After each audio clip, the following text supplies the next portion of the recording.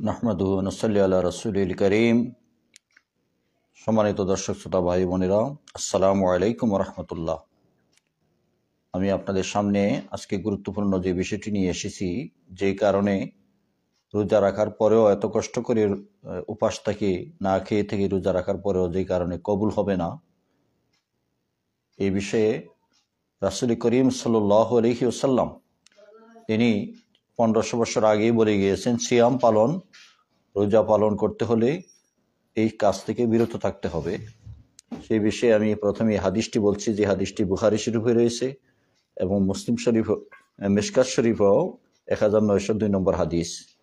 এই হাদিসটি অত্যন্ত গুরুত্বপূর্ণ এই রমজান মাসের জন্য, যেহেতু রমজান আমরা 2 রমজান অতিক্রম করেছি, সামনে আরও 28টি রোজা সামনে আসে।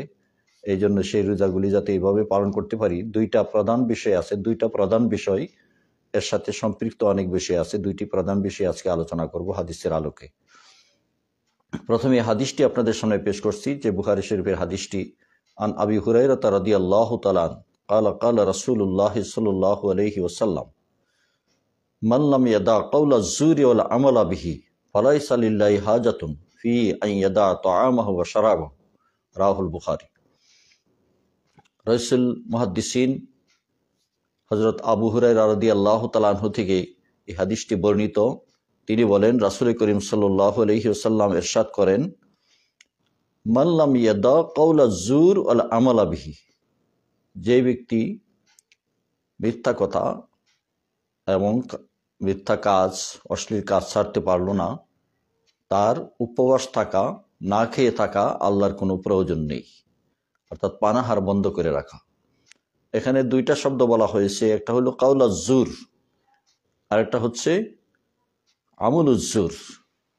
এই 2টা কাজ থাকলে সিয়াম অবস্থায়, রোজা অবস্থায়, রোজা মুহাদ্দিসিনের পরিভাষায় এখানে আল্লাহর কোনো প্রয়োজন নাই বলতে আল্লাহর কাছে গ্রহণযোগ্য হবে না, কবুল হবে না।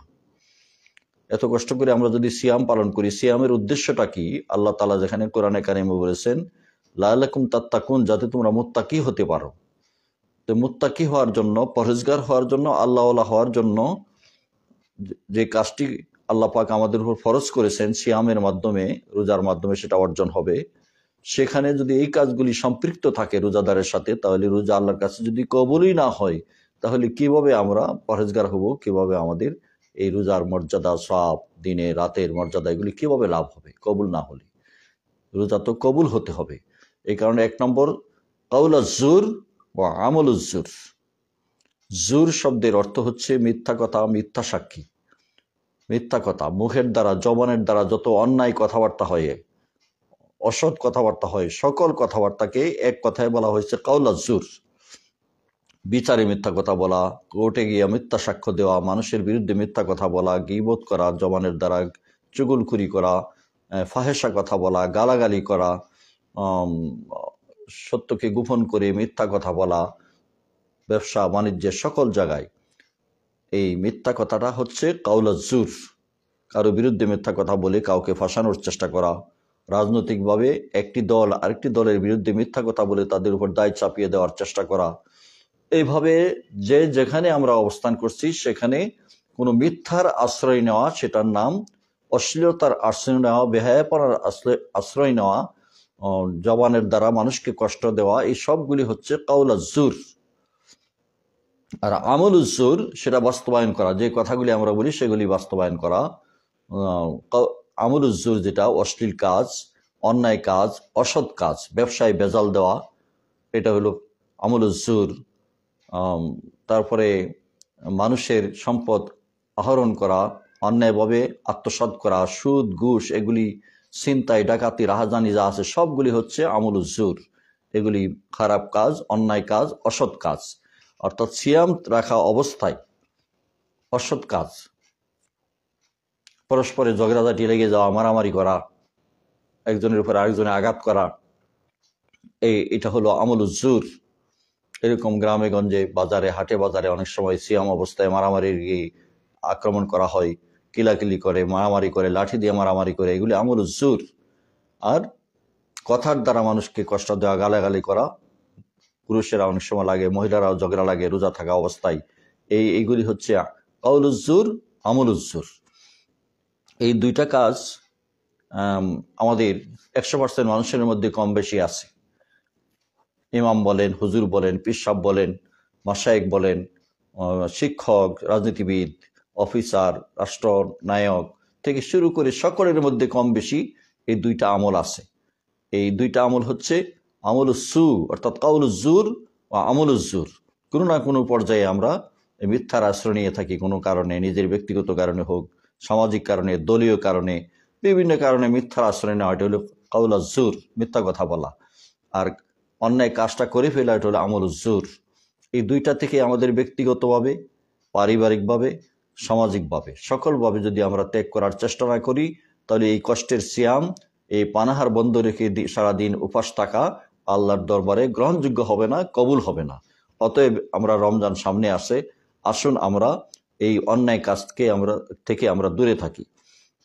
অত্যন্ত কষ্ট লাগে যখন এই হাদিসটা সামনে আসে যে আমরা তো কেউ মুক্ত নাই। আমি দেখি সামাজিক জীবনে, পারিবারিক জীবনে, প্রাতিষ্ঠানিক জীবনে, অফিস আদালতে, রাজনৈতিক ব্যক্তি, দল, কারোর মধ্যে তো ওই দুইটা মুক্ত জীবন নাই। মিথ্যা কথা আছে, খারাপ কাজ আছে, অন্যায় কাজ আছে। এই দুইটা ছাড়া তো রোজাদার আমি দেখি না। এরপরেও কিছু কিছু বান্দা আল্লাহর প্রিয়, বান্দা আল্লাহর প্রিয় অলিগণ তো আসেনি, তাদের বিষয়ে তো আমরা জানি না, কিছু কিছু তো অবশ্যই আছে। কিন্তু অধিকাংশই আমরা তো এই আমলের সাথে সম্পৃক্ত, অন্যায় আমলের সাথে, অন্যায় কথার সাথে। তাই আসুন আজকের দিন থেকেই আমরা অন্যায় কথা, মিথ্যা কথা, খারাপ কাজ ছেড়ে সিয়ামকে কবুল করার জন্য, যেভাবে কবুল হবে সেভাবে আমরা রোজা রাখার চেষ্টা করি। রাসূল সাল্লাল্লাহু আলাইহি ওয়াসাল্লাম আরেকটা হাদিস বলেছেন, এটা বাইহাকী দারিমি শরীফে রয়েছে, যে কাম মিন সাইমিন লাইসা লাহু মিন সিয়ামিহি ইল্লা জামা, কাম মিন কাইমিন লাইসা লাহু ইল্লা মিন কিয়ামিহি ইল্লা সাহর।